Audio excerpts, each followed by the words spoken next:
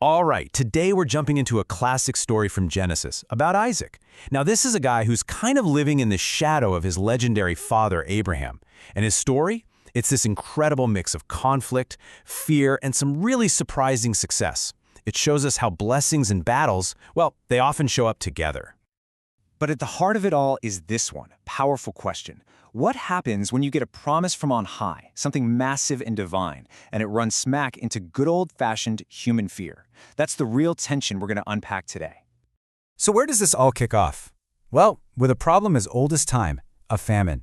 This crisis pushes Isaac into a new land, and it's there he gets this life-altering promise. But almost immediately he stumbles, and he acts out of fear instead of faith. So yeah, the situation is pretty dire. A major famine hits the land, and Isaac has to pack up and move. He ends up in Gerar, which is Philistine territory, run by a king named Abimelek. So picture this. He's an outsider, a stranger in a strange land, and he's totally at the mercy of these new people. And it's right there, at his most vulnerable, that Isaac gets this absolutely monumental promise. It's basically a re-up of the covenant God made with his father. He's promised protection, blessings, land, and a family so big you couldn't even count them, like the stars in the sky. It's an incredible, all-encompassing security blanket. So with a promise like that, what does he do next? Well, despite just getting one of the most powerful assurances you could possibly imagine, his first reaction isn't confidence. It's not boldness. It's just fear. And this right here is the pivot point of this whole first part of the story. You've got this divine promise on one side and this raw, very human emotion on the other. And that fear, it leads him straight to a lie. When the local guys ask about his beautiful wife, Rebekah, Isaac says, "She is my sister." Why? Because he's terrified they'll kill him to get to her. And what's wild is that this is the exact same mistake his father Abraham made years before. It's like the fear was passed down. Well, that little deception doesn't last long. King Abimelek himself just happens to look out a window and sees Isaac and Rebekah having a tender moment that you definitely wouldn't share with your sister. The jig is up. Abimelek calls him in, and he doesn't just yell at him. He points out the huge danger Isaac put his whole kingdom in. What if one of his men had taken Rebekah thinking she was single? It would have been a disaster. So, after that whole mess, you'd think things would get easier, right? Nope. In a wild twist, the fulfillment of that divine blessing actually ends up creating a whole new set of problems for Isaac. Turns out success can be complicated. The scale of Isaac's success is just mind-blowing. He plants crops in this foreign land, and in that same year, he reaps 100 times what he sowed. This isn't just a good harvest. This is miraculous. It's a flashing neon sign that the blessing he was promised is the real deal. But that incredible blessing has some immediate and pretty nasty consequences. First up, the local Philistines get super envious of this outsider who's suddenly wealthier than all of them. Then, that envy turns into action. They go and fill up all the wells his father Abraham had dug with dirt.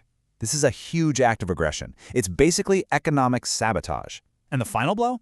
The king himself banishes him. I mean, this is a total 180. King Abimelek, the guy who had offered him protection, now kicks him out. And the reason he gives is so telling. Move away from us. You have become too powerful for us. The very blessing that made him rich has now made him a threat. So Isaac is expelled, he's on the move, and he enters a new phase of his struggle. This time, it's a down-and-dirty fight over the one thing you need to survive in the desert: water. After getting pushed out, Isaac's crew settles in the nearby valley, and his servants do what they do best. They start looking for water, and they dig a new well. It's a real act of resilience, you know? They just get back to work. But, of course, the second they hit fresh water, trouble starts brewing. The local herders show up and immediately claim it. "The water is ours," they shout. It's like the guy just can't catch a break. But Isaac chooses not to escalate. He doesn't fight for it. Instead, he just names the well Esek, which means dispute, basically creating a little monument to the conflict. And then he moves on. And here we go again. This frustrating cycle just repeats itself. Isaac's men dig another well, and wouldn't you know it, the locals start another fight over that one too. Every time he tries to build something, he's met with this relentless opposition. So he names the second well of conflict Sitna, which means opposition or hostility. You can feel things escalating. It's gone from a simple dispute to straight-up animosity. And once again, rather than get into a war over it, Isaac packs up and moves. He moves on one more time, finds a new spot, and his servants dig a third well. And then, finally, silence. No one fights him for it. The pattern is broken. This is the turning point. And he names this well Rehoboth, declaring, "Now the Lord has given us room and we will flourish in the land." It's this beautiful moment of pure relief. After being squeezed out by envy and hostility, he finally has space, room to breathe, room to grow. And this breakthrough doesn't just bring Isaac some peace and quiet. It actually leads to the final and maybe most surprising chapter of this whole story. The long cycle of conflict is about to be replaced by a lasting peace agreement. Okay, get ready for this because the tables are about to turn completely. Remember when King Abimelek banished Isaac because he was too powerful? Well, now that very same king comes back, hat in hand, looking for a treaty. And why? He says it himself. "We saw clearly that the Lord was with you." The very thing that made Isaac a threat, that divine blessing, is now the exact reason his old enemy wants to be his ally. So they hammer out a formal treaty, a sworn oath that they won't harm each other. But it's more than just a non-aggression pact. It includes an explicit acknowledgement from Abimelek that Isaac is blessed by the Lord. It's a total validation of everything that's happened. And they seal the whole deal with a feast, turning former enemies into peaceful neighbors. And then the story comes full circle in the most perfect way. Right after they make the treaty, Isaac's servants find yet another well. He names the place Beersheba, which means the well of the oath, forever tying this new source of life to the promise of peace he just made. It's a beautiful, fitting end to his journey. So where does all this leave us?